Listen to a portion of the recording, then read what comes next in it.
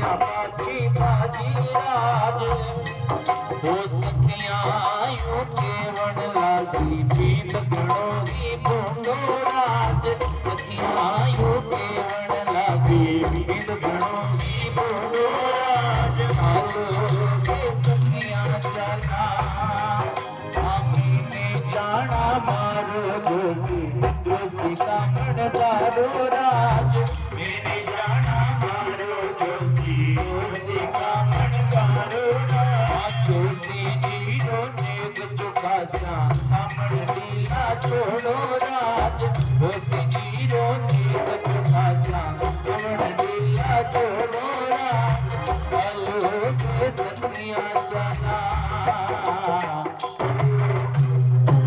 बोले शंकर भगवान की। अब शंकर भगवान के गण जो हैं वो शिव जी के आसपास बाराती बनकर के बड़जानी बनकर के खड़े हो गए। अब शिव जी तोरण के ऊपर आए और महाराज शिव जी इंतजार कर रहे हैं कि सासू थाली लेकर के आएगी। अब महाराज सासू माँ थाली लेकर के आई और शिव जी का रूप देखा, सामने आकर थाली गिर गई हाथ से। ऐसे भूत को देख करके भागने लगे, अरे भाई ऐसी मेरी गोरा कन्या का विवाह ऐसे अमंगल वेशधारी शिव के साथ में होगा। अब महाराज देवता आए और शिव जी ने कर्पूर गौरम करुणावतारम संसार सारम भुजगेंद्रहारम सुंदर रूप का निर्माण किया। और महाराज बड़े भाव के साथ माता पार्वती ने शिव जी के गले के अंदर वरमाला डाली है। वारे भाई प्रजापति परिवार आज धन्य हो गया, जो गोरा नामक कन्या का विवाह शिव के साथ में होने जा रहा है। बड़े भाव से तालियों से स्वागत करते हुए इस युगल जोड़ी का बड़े भाव के साथ शिव जी का विवाह हुआ भगवती माता जगदम्बा पार्वती के साथ में। और शंकर भगवान प्रजापति परिवार को आशीर्वाद देकर के कैलाश पर्वत की ओर जाने लगे। भूत प्रेत वापस अपने अपने स्थानों पर चले गए और शंकर भगवान और शिव पार्वती कैलाश पर्वत पर विराजमान होकर के गृहस्थ धर्म को प्रारंभ करने लगे। सुखदेव जी कहने लगे, परीक्षित, गौरा नामक कन्या का विवाह शंकर भगवान के साथ हुआ। ये तो हुआ स्वयंभू मनु के वंश का वर्णन। आकुति, देवहूति और पशुति नाम की 3 कन्याएं थी और महाराज 2 पुत्र थे, प्रियव्रत और उत्तानपाद नाम के। अभी थोड़ी देर में बड़ी सुंदर बैठे रहे, 2 पुत्र और थे।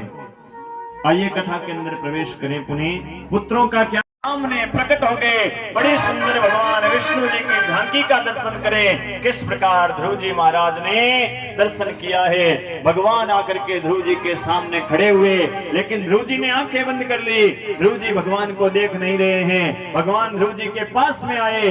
अब भगवान की ध्रुव जी महाराज स्तुति कर रहे हैं, लेकिन ध्रुव जी को बोलना आता नहीं है। ध्रुव जी स्तुति करना चाहते हैं पर बोलना आता नहीं। ध्रुव ने सोचा क्या बोलूं, तो भगवान ने सोचा ये बोलना चाहता है परंतु इसको बोलना आता नहीं है। भगवान के हाथ में पंचजन्य नाम का शंख था।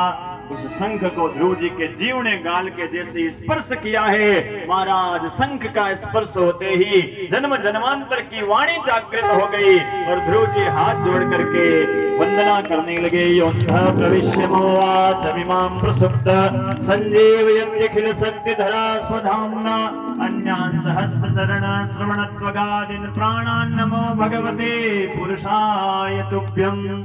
ध्रुव जी महाराज ने हाथ जोड़कर स्तुति करी। कपोले वस्ते वाणी। महाराज वाणी का स्थान जो होता है ना हमारे शरीर में, ध्यान देना भाई, वाणी का स्थान गाल के अंदर बताया है। शंख का बड़ा प्रभाव पड़ता है। आप डॉक्टर पर भरोसा करते हो, भागवत पर भरोशा करना। किसी का बच्चा, ऐसा संत कहते हैं, कोई तुतलाती भाषा में हकड़ा कर बोलता हो, आवाज स्पष्ट नहीं आती हो, उसको सवेरे सवेरे भगवान की पूजा कराओ और शंख के अंदर रखा हुआ पानी उसको सवेरे सवेरे पिलाओ और शंख का 5 बार गाल के स्पर्श कराओ और उस बच्चे से शंख बजवाओ। 1 वर्ष के अंदर अंदर उसकी वाणी स्पष्ट हो जाती है। ऐसा कई संतों ने करके देखा है। वाणी का स्थान गाल में होता है। ब्रह्मा जी ने ये शरीर बनाया ना, सब चीजों को अलग अलग स्थान दिया। क्रोध कहाँ रहता है पता है? क्रोध हमारे शरीर में लिलाट में रहता है। चिंता कहाँ रहती है? चिंता नाक पर रहती है। लोभ कहाँ रहता है? लोभ ऊपर के होठ में रहता है। लाज कहाँ रहती है? लाज नीचे के होठ में रहती है। आप देख लेना, कोई नई नई बीननी आएगी और सामने जेठ जी ससुर जी मिल जाए, उसका लाज आएगी ना, झटे से महाराज नीचे वाला होठ दांतों में दबा लेगी, क्योंकि लाज का स्थान नीचे के होठ में। आजकल महाराज बीननी नीचे वाला होठ दबावे या ना दबावे, आजकल तो सासू को ही दबाना पड़ता है। लाज आवे तो सासू को ही आवे, लेकिन महाराज लाज का स्थान नीचे के होठ में। ध्यान देना इन चीजों को। वाणी कहाँ रहती है बताओ? गाल में। क्रोध कहाँ रहता है? लिलाट में। चिंता कहाँ रहती है? नाक पे। लोभ कहाँ रहता है? ऊपर के होठ में। लाज कहाँ रहती है? नीचे के होठ में। भाइयों सगड़ा बतावे थाने याद हो गया कि मन लगे ठेकटी मार लीजिएगा ना बैठ जाओ, सबको याद हो गया भाई। एक एक चीज को याद कर लो, एक एक चीज को आत्मा में बिठा लोगे, तब कथा परमात्मा से जुड़ेगी। सब चीजों का स्थान है। धर्म कहाँ रहता है हमारे शरीर में? धर्म हमारे हृदय में रहता है। पाप कहाँ रहता है? पाप पीठ में रहता है। पीठ खुद की दिखाई नहीं देती, पीठ दूसरे की दिखाई देती है। इसलिए हम सबसे कहते हैं फलाने ने ये पाप किया, फलाने ने ये पाप किया, फलाने ने ये। पाप का स्थान पीठ में है, खुद का नहीं दिखता, दूसरे का खूब दिखता है। धर्म कहाँ रहता है? धर्म हृदय में रहता है, इसलिए खुद का बहुत दिखता है। हमने यहाँ ये कराया, हमने गौशाला में दान दिया, हमने यहाँ दान दिया, हमने ब्राह्मण जिमाए, हमने भंडारा करवाया, हमने ये सत्संग करवाया, हमने ये करवाया। ये धर्म है, हृदय में रहता है। शंख का बड़ा प्रभाव पड़ता है भाई। शंख को घर में रखो। शंख जो होता है ना, ये शंख लक्ष्मी का बड़ा भाई है। भाई कैसे हुआ शंख लक्ष्मी का बड़ा भाई? समुद्र का मंथन हुआ था ना, कल कथा है कि समुद्र के मंथन की। कोई वंचित मत रहना। 14 रत्न निकलेंगे, एक एक रत्न बताऊंगा, काया पर घटाऊंगा और उससे अमृत निकलेगा। कल की कथा में अमृत की प्राप्ति होगी, कोई अमृत से पीछे मत रह जाना। शंख, क्योंकि समुद्र के मंथन से ही शंख निकला और समुद्र के मंथन से ही लक्ष्मी निकली। इस हिसाब से शंख जो है लक्ष्मी का बड़ा भाई है। भाई, अरे शंख भाई को घर में रखोगे, कम से कम राखड़ी पुन्यों के दिन ये बहन लक्ष्मी घर में आएगी, भाई दूज के दिन आएगी, तिलक निकालने तो भी आपका कल्याण करके जाएगा। शंख साधारण नहीं है। अच्छा, गंगा का भाई कौन है वो पता है क्या किसी को? है? गंगा का भाई कौन है? जाट है वो, जाट गंगा का भाई। जाट बैठे हैं क्या कथा के अंदर? हैं? हाँ, जाट आए हुए हैं। आवड़े? हाँ भाई, जाट को भी कम मत समझ लेना। लोहा में जाट बहुत है, थोड़े कथाओं में मुझे थोड़े कम दिखते हैं, लेकिन जाट श्रद्धावान बहुत है। लोहा में भी जाट को कम मत समझना। जाट गंगा का भाई है। कैसे है भाई आप कहोगे महाराज? देखो भाई, जाट गंगा का भाई ऐसे है कि शंकर भगवान की जटाओं से तो गंगा निकली है और शंकर भगवान की जटाओं से जाट निकले हैं। इस हिसाब से जाट जो है ना, ये गंगा का भाई है। इसीलिए जाट के घर के आगे, गाड़ी के आगे लिखा हुआ देख लेना, माया महादेवरी। ये माया महादेवरी ऐसे ही नहीं कहते, ये महादेव की संतान है, इसीलिए जटाओं से निकले, इसलिए नाम पड़ा जाट, और जटाओं से गंगा निकली। इस हिसाब से जाट जो है ये गंगा का भाई है। शंख का स्पर्श किया, ध्रुव जी महाराज ने स्तुति करी, भगवान ने हाथ रख करके आशीर्वाद दिया, जा ध्रुव मैं तुझे 36,000 साल का राज देता हूँ। ध्रुव कहता है प्रभु मैं राज लेना नहीं चाहता। भगवान कहते हैं लाडले मैं तुझे राज देना चाहता हूँ, मैं तुझे राजा बने हुए देखना चाहता हूँ। भगवान ने ध्रुव जी को आशीर्वाद दिया, भगवान अपने धाम को चले गए। अब ध्रुव जी महाराज वापस अपने घर जा रहे हैं। आज 6 महीने के बाद ध्रुव जी आए हैं। दरवाजे के ऊपर राजा उत्तानपाद स्वागत करने के लिए खड़ा है। राजा ने सोचा भाई मेरे बेटे ने भगवान का दर्शन किया, मैं अपने बेटे को राज सिंहासन पर बिठा दूंगा। पास में वो विमाता खड़ी है, कान पकड़ने वाली और आशीर्वाद देने वाली सुनीति भी खड़ी है। अब आप एक बात बताओ भाई, 6 महीने के बाद ध्रुव घर में जा रहा है, घर के दरवाजे के बाहर माँ और पिताजी दोनों खड़े हैं, तो सबसे पहले ध्रुव प्रणाम किसको करेगा? माँ को करेगा या पिताजी को करेगा? बोलो तो सही। अच्छा, आपका बेटा 6 महीने के लिए बाहर जावे कमाई करने के लिए, 6 महीने के बाद घर में आवे, घर में माँ पिताजी दोनों खड़े हों, तो पहले बेटे को प्रणाम किसको करना चाहिए? माँ को करना चाहिए या पिताजी को करना चाहिए? है माँ को? हाँ थे तो माँ रोके वही तो। अब महाराज अच्छा एक बात बताओ, उम्र में माँ बड़ी है या पिताजी बड़े हैं? उम्र में पिताजी बड़े हैं, तो फिर माँ को प्रणाम क्यों करना चाहिए? देखो भाई, बात आपकी भी सत्य है, पहले प्रणाम माँ को ही करना चाहिए, लेकिन माँ को क्यों करना चाहिए इसके पीछे कारण है। हर चीज को समझो तो कारण के साथ समझना। माँ के हृदय के अंदर वात्सल्य रूपी प्रेम होता है, पिता के हृदय के अंदर वात्सल्य नहीं होता है। ये वात्सल्य किसका है, यहाँ थोड़ा सा समझना आप 2 मिनट का समय निकाल करके। वात्सल्य किसका नाम है? आप सब अपने अपने घरों में देखते हो, गौ माता ब्याती है, वो बछड़ा बछड़ी लाती है, और हम देखते हैं वो बछड़ा बछड़ी कितनी गंदगी में, मल मूत्र में पड़ा होता है, लेकिन फिर भी उस गौ माता का वात्सल्य ऐसा जागता है, अपनी जीभ से चाट चाट करके जो उस मल मूत्र को साफ करती है, वैसे उस गौ माता का स्तन दूध रूपी वात्सल्य से भर जाता है। इसका नाम है वात्सल्य। ये वात्सल्य सिर्फ माताओं के अंदर होता है, पिताओं के अंदर नहीं होता। आज अपने घर की पोथी को, घर की किताब को इस कथा में खोलकर देखना, हमारे घरों में क्या होता है। शादी विवाह के अंदर हम देखते हैं माँ ने 5000 की ड्रेस पहन रखी हो, साड़ी पहन रखी हो, और गोदी में छोटा सा मुन्ना हुए, और वो बच्चा यदि गोदी में मल मूत्र कर देवे ना, तो माँ उस बच्चे को नीचे नहीं पटकेगी। माँ कहेगी, अरे मुन्ना गंगा जलों स्नान करा दियो रे। बच्चे ने क्या किया? मलमूत्र। और माँ क्या कहेगी? गंगा जल। वो 5000 की ड्रेस बदल लेगी, और जो उस बच्चे की सफाई करेगी, वैसे उस माँ का हृदय वात्सल्य रूपी प्रेम से भर जाएगा। इसका नाम है वात्सल्य। ये वात्सल्य सिर्फ माताओं के अंदर है। जो काम हमारी माताएं 2 साल 3 साल 4 साल तक करती है, वो काम पिता से एक दिन नहीं होता है। घर की पोथी को खोलना, कई जगह हम देखते हैं छोटा बच्चा होता है घर में, और माँ बच्चे को थोड़ा मंदिर जाती है तो पिता के पास सुलाकर चली जाती है। माँ कहती है थोड़ा मैं मंदिर जाकर आती हूँ, शिवरात्रि का दिन है, जन्माष्टमी का दिन है, आप बच्चे का ध्यान रखना।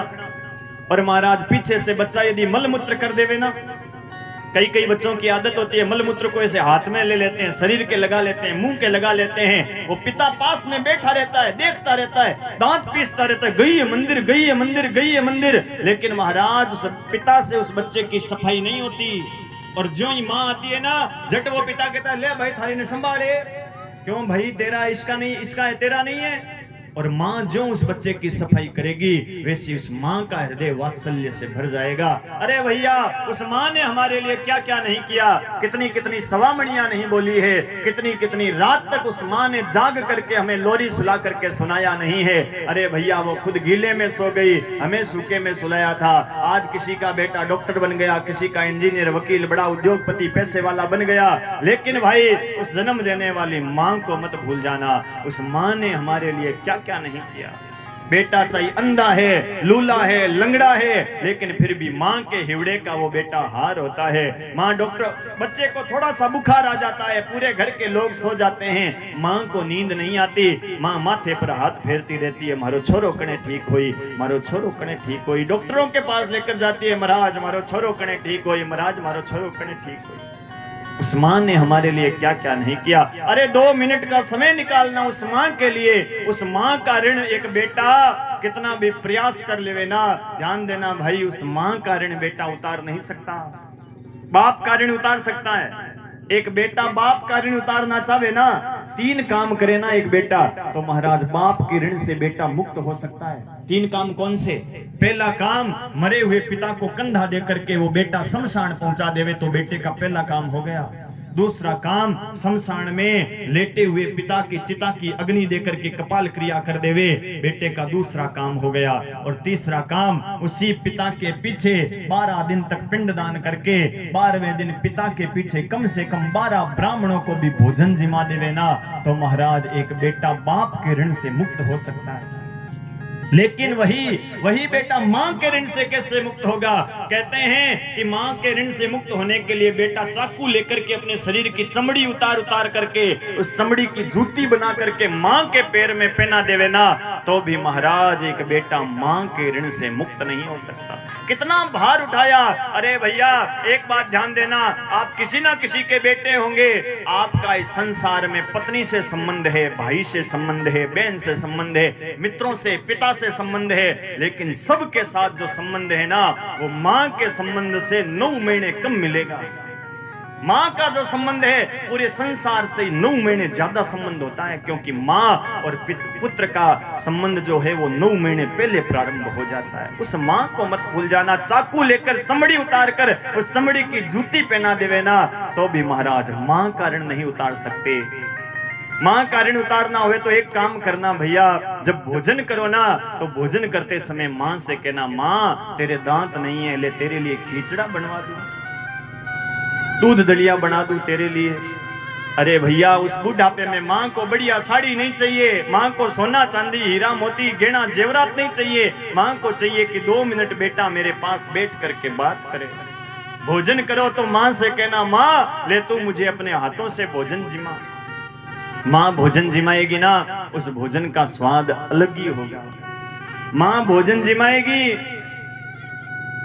अरे वो चूरमे में घी अलग से डालेगी और सब्जी के अंदर घी अलग से डालेगी। और बेटा यदि एक रोटी ज्यादा खा लेवे ना, मां बड़ी राजी होगी। मां कहेगी पड़ोसियों को जाकर के और कहेगी, भाई रे मारो अरुण तो आज थोड़ो सो जिम्यो है, मारो छोरो तो टुकड़ो ही कौन तोड़े, आज थोड़ो सो जिम्यो है। ऐसा मां और कहेगी पड़ोसियों से। ऐसा भोजन सिर्फ मां करा सकती है, पत्नी नहीं करा सकती। पत्नी से कहोगे ना ले थोड़ा सा घी डाल दे, पत्नी कहेगी ना ना ना ना ना ना घी ना खाया, थारो वजन बढ़ जेला, थारो वजन बढ़ जेला, खाओ लूखा टुकड़ा महाराज। ऐसा भोजन सिर्फ मां करा सकती है। और महाराज प्रजापति परिवार के अंदर ये कथा हो रही है, ऐसी पावन मां का उद्देश्य था अपने बेटों से। माताजी मुझे बता रही थी, महाराज जी मैंने तो अपने बेटों से इतना ही कहा, बेटा रे मन तो भागवत माने सुना दो थारे मां बाप ने। और महाराज ऐसे श्रवण कुमार पुत्र हैं जो मां का संकल्प आज सत्य होने जा रहा है। देखो महाराज ये भागवत की कथा प्रजापति परिवार के अंदर भाव के साथ श्रद्धा के साथ होने जा रही है। इसीलिए पहले मां को प्रणाम किया है और फिर महाराज पिताजी को प्रणाम किया। ध्रुव जी ने 36,000 साल तक राज किया। ध्रुव के वंश में आगे चल करके ध्रुव जी ने मृत्यु और मूर्तिम परम दत्वा आरोहाद्भुतम गृहीत, मौत की माथे पर पैर रख करके ध्रुव लोक के अंदर चले गए। ध्रुव का बेटा उत्कल हुआ, उत्कल का बेटा अंग हुआ, अंग का बेटा वेन हुआ, वेन का बेटा पृथु हुआ।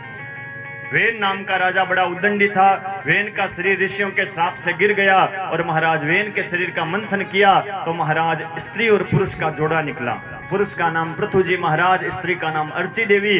पृथु जी महाराज ने 99 अश्वमेध यज्ञ किए। 99 पर इंद्र आया, घोड़ा चोरी करके चला गया तो पृथु जी ने 99 यज्ञ पर पूर्णाहुति कर दी। इंद्र ने घोड़े की चोरी क्यों करी? क्योंकि कोई 100 यज्ञ करे तो इंद्र के आसन पर बैठ सकता है। हम कोई यज्ञ करें, पूजा पाठ करें तो हमें अपने आसन को प्रणाम करके खड़ा होना चाहिए, उससे इंद्र हमारे पुण्य की चोरी नहीं कर सकता। पृथु जी महाराज के सामने भगवान प्रकट हो गए। भगवान कहने लगे मांगो पृथु जी क्या मांगना चाहते हो? पृथु जी कहते हैं प्रभु देना चाहो तो मेरे जो 2 कान है ना, इन 2 कानों के अंदर आप 10,000 कानों की शक्ति दे दो।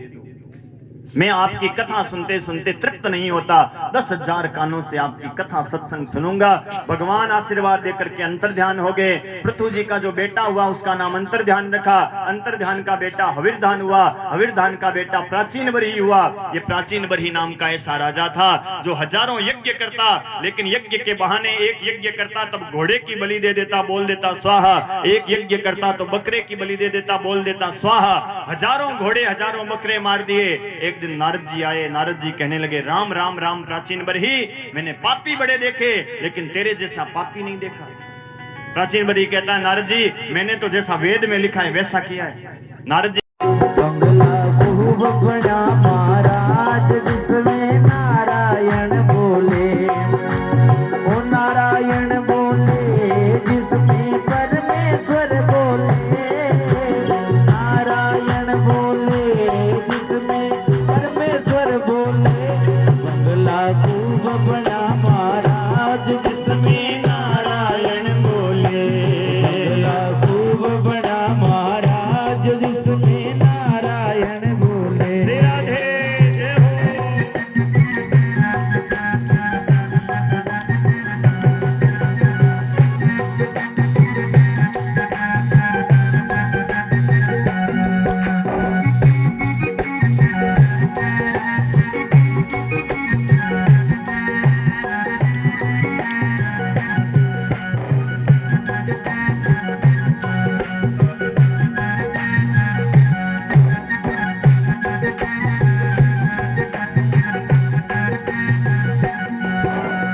इस बंगले के 10 दरवाजे, बीच पवन का खंबा, बीच पवन का खंबा।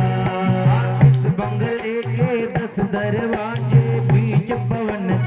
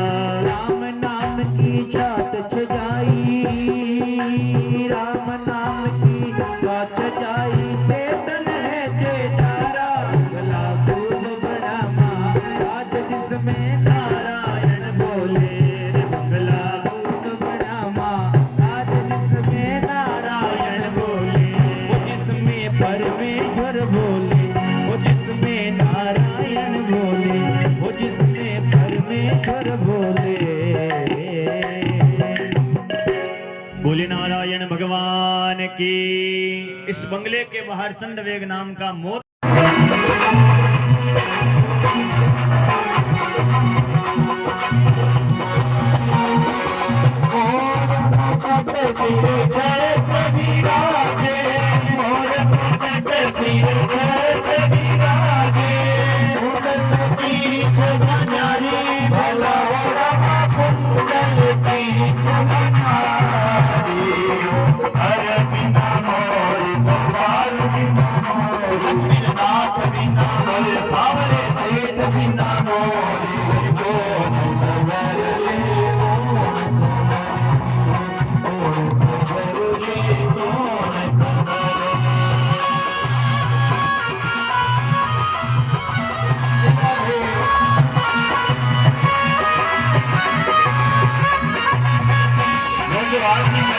वापस पीछे जाते हैं। जिन्होंने माताओं ने हाथ में कुल्ली हो वो पीछे चले जाए, वापस आरती करके।